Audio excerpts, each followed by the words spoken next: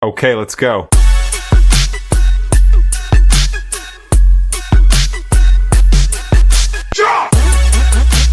Hi y'all, I'm Redheaded Neighbor and thank you for being here in the neighborhood today. So this looks like quite a lengthy bit of footage here, so I'm not going to talk too much, but thank you for staying. Let's check this out together. This has been so good, and honestly, I feel like we are so rewarded for him to share this stuff with us. I tried to cling on to music in whatever ways I could during the time I was sick. During my time in Brighton, whenever my energy would allow it, I'd get myself out into the streets and I'd go busking, about once every 3 weeks or so. It was my second year in Brighton, and I remember one evening heading home with my guitar and my busking amp after a couple of hours of playing on the street. I remember hearing this amazing ethereal voice while heading through the lanes, and I saw that it was coming from this 16-year-old kid. I've always had a deep admiration and feeling of camaraderie for buskers. There's something about the willingness to be able to bare your soul to a street full of strangers that really moves me. I noticed that the kid didn't have an amp. He was singing totally a cappella, but you'd only hear him if you were within a few meters of him. I knew from years on the street and singing a cappella than myself that an amp can change everything. Is this Sam? I had this compulsion to offer him mine. I approached him and I told him that if he plugged in and sang while I played guitar, the whole street would stop in its tracks. And I was right. His voice soared across the street and people started stopping. Not long after, we had the whole street's attention. Something quite magic was happening. This was the first day that I met Sam Tomkins, someone who would be integral to my whole life changing later on. He had a friend with him, this guy called Connor Honeyset, who would later go on to be my manager. For now, they'd just be a couple of teenagers that I'd have to help out on my way home. It's funny how life works like that. I kept up to date with what Sam was doing on social media. There was a part of me that felt like his successes allowed me to live vicariously through someone else who lived an alternate reality where I never got sick. He was getting videos on SBTV, writing and featuring with some amazing artists, and there were quite a lot of similarities in our writing styles, and all at such a young age. I wasn't really able to do any of that stuff at the time. I was mostly bedbound with the exception of the odd day that I'd be able to go busking.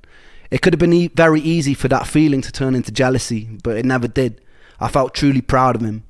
Years later, we go on to write a song together called Blind Eyed, which would transform the trajectory of my whole career. During this time, I was still desperately jumping from one treatment to another treatment. And now that my diet had become more limited, I was trying new diets with no luck. As the options in the alternative health world started to dwindle, I started searching for answers in the divine.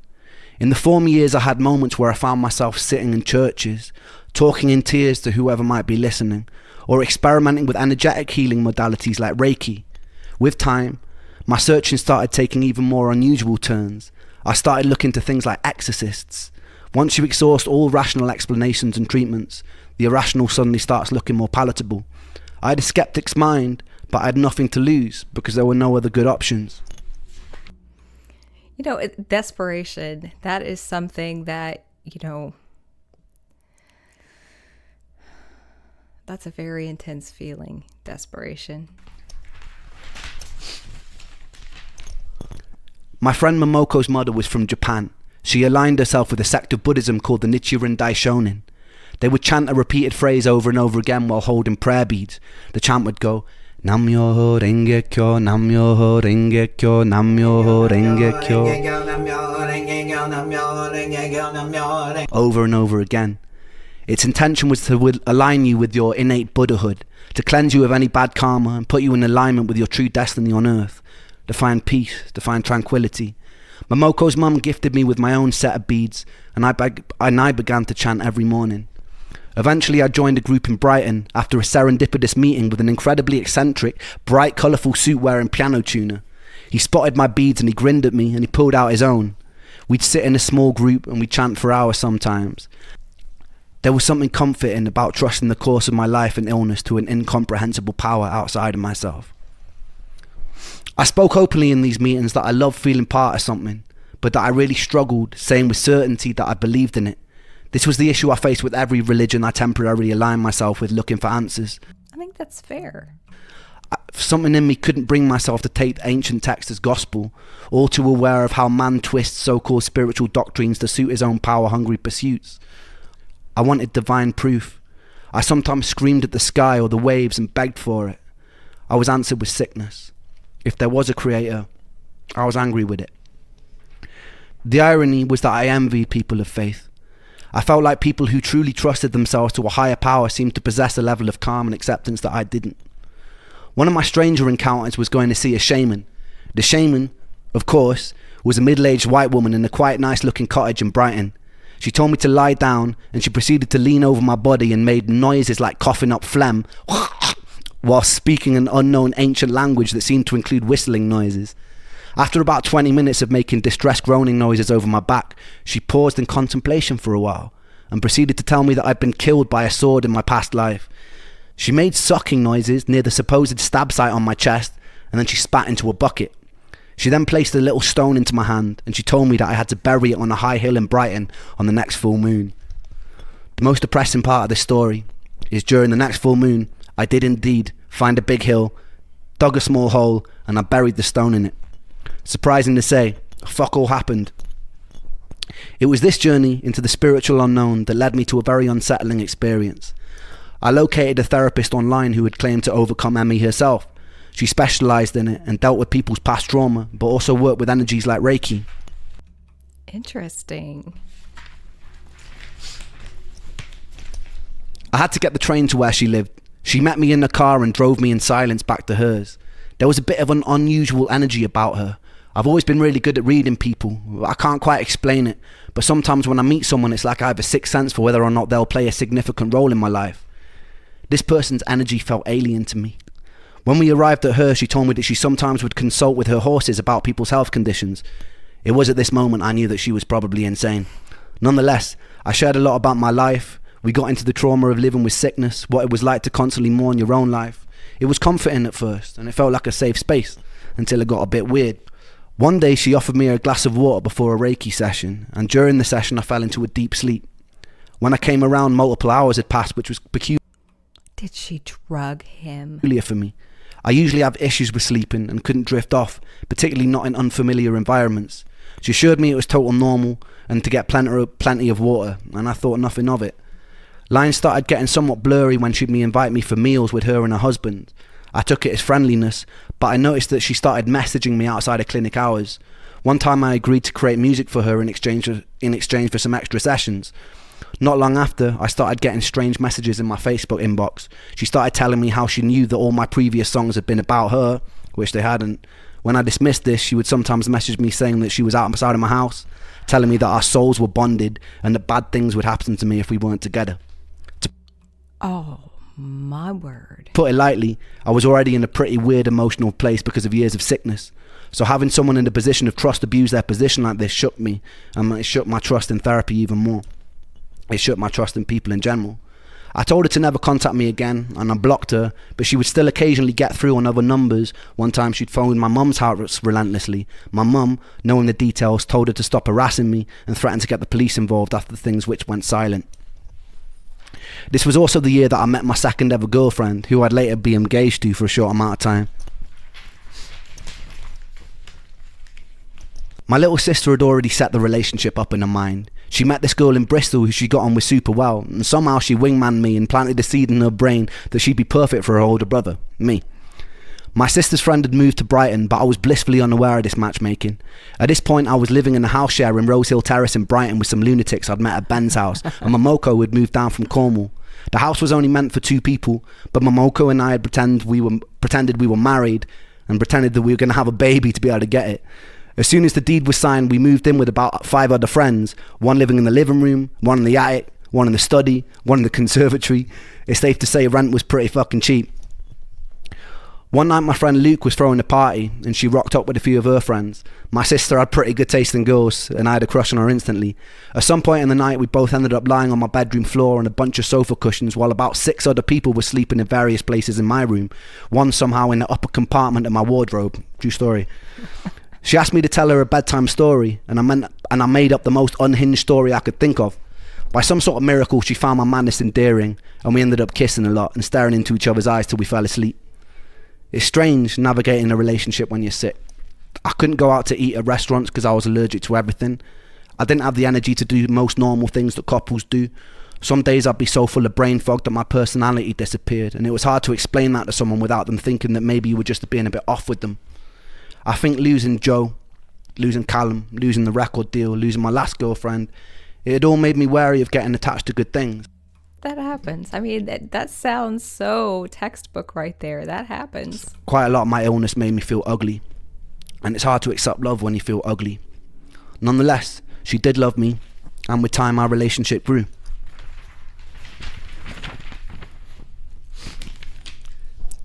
It was around this time I was contacted by a woman called Jennifer Breer, an incredibly inspiring woman whose journey seemed to parallel mine.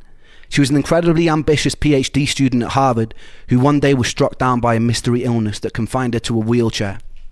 She spent most of her life tirelessly searching for a way out. She was doing a Kickstarter to raise money to make a film called Canary in a Coal Mine. It would later go on to be renamed Unrest, and it would go on to win multiple awards, and it's still watchable on Netflix to this day.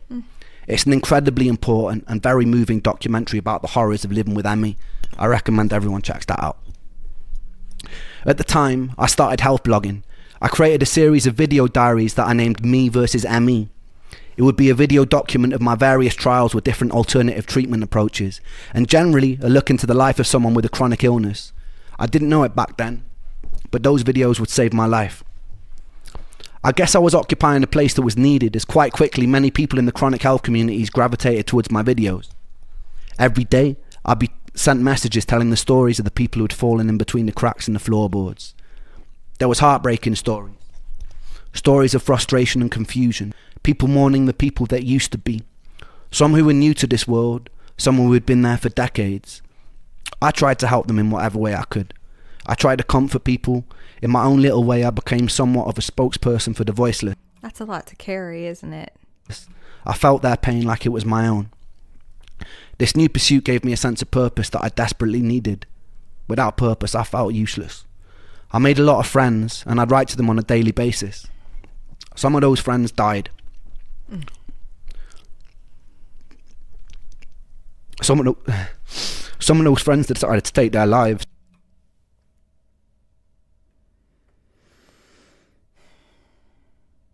I know that has to be a lot for him to bear. And they're wicked people. I talked to them a lot. It was this that ultimately made me decide to stop, but that wouldn't be until years later. Immersing myself in the horrors of this illness and trying to carry some of the weight for the others while I still wasn't strong enough to carry my own eventually took its toll. Jen Breer had found my videos and she asked me to make a song for her documentary. I was honoured. I wrote a song called Patience. I'll leave you with a video taken at the time to finish off this chapter. And I've learnt some lessons that will be so valuable for like, so it's a blessing and a curse being this ill because it's completely changed me. Like it's turned me from a little cocky teenager into somebody who's quite this, I guess, prepared for things now. Like I feel like once I've gone through this, I'll throw anything at me and it'll be okay. But at the same time, as much as I see it as a blessing, I hate it. I do hate it. You know, even through all of that, maintaining the mindset of, I think, purposely looking for something positive out of a dreadful thing, that is exactly what he's doing here. And look at that baby face. You know, as such a young man, he was sort of forced to grow up. I think it was Thomas Edison that was like, I haven't failed, I've just found 1,000 things that don't work, which is kind of nice to look at it that way, like I'm just eliminating things. Yeah. But it really challenges my mind, and yeah, it's just gotten to the point where I'm spending, I'd say like 95% of my life in a bedroom, which kind of sucks, because my mind is in such a different place in my body. My mind craves life so much. It's alright, it's okay, I'm feeling brave, gonna face this day. It's okay, it's alright, no tears will kiss my cheeks tonight. And it's all good, and I'm just fine. My words ring out like hollow shells. Just slow down It takes time, but time moves slow, I know this well. And my heart breaks 1,000 times a day.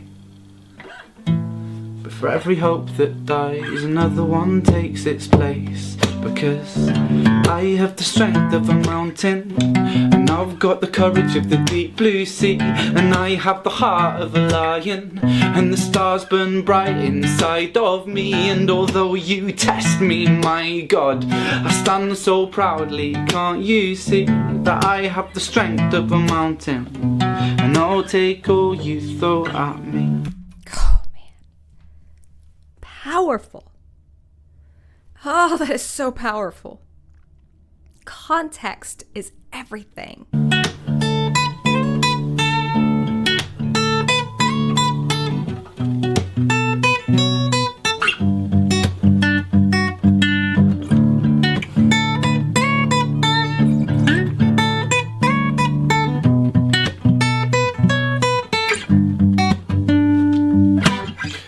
This world is quite scary, I know that, 'cause I've been here for some time. But all that prepares me for a day when I can truly shine. 'Cause I've been so broken, and picking up fragments of myself, I'll glue them back together, so I can stand at the edge of this world and yell that my heart breaks 1,000 times a day.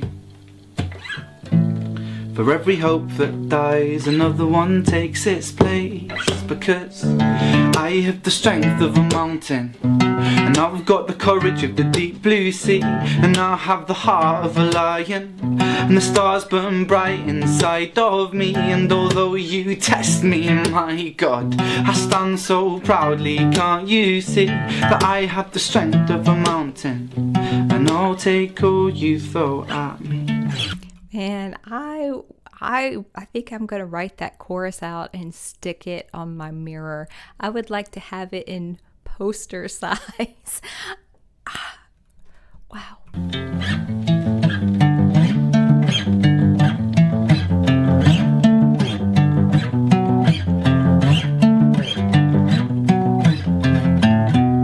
I'll dust the cobwebs off this sheath,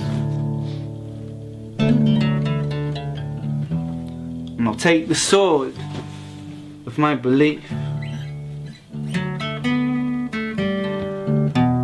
and in this storm I will not flinch, and I will not move, no, not an inch.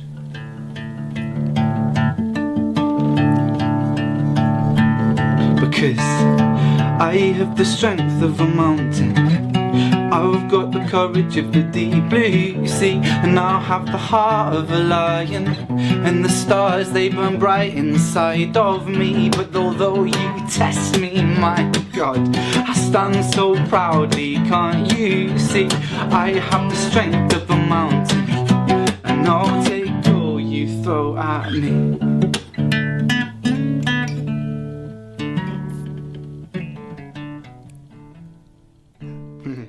Wow. You know, when I was going through one of the toughest battles I've ever gone through, one of them, but I had a piece of paper that I had printed off a bunch of things that gave me inspiration on, and I would keep it in my pocket. Every day, all day, in my purse. I kept one in my coat. I kept one in I had them all over the place. One was in my car. I would start to feel the discouragement, the heaviness, and I would read it over and over and over. Even though I had all of them memorized, I would still read them. And it does. It gives you, with him writing this and saying this song, making this declaration, you know, he's moving forward. You know, that is a declaration and a fight within itself. It's powerful stuff right there that he's doing. Although that fight, that battle that I was in, it concluded. I still write things and stick them on my mirror. I have pages and it just looks so tacky. I have these notebook papers. Up until like a couple of months ago, I had 3 notebook papers just stuck in my mirror, but I had quotes from different artists all inside. But anyway, Ren, hope you guys are enjoying this as much as I am. Thank you for being here with me. Thank you for watching it with me, because honestly, knowing you guys are watching with me helps me watch it, because it's a lot to get through. It's tough. You know, someone that you care about and you see their pain, but I believe there's always hope. So thank you so much for being here, and I will catch y'all soon.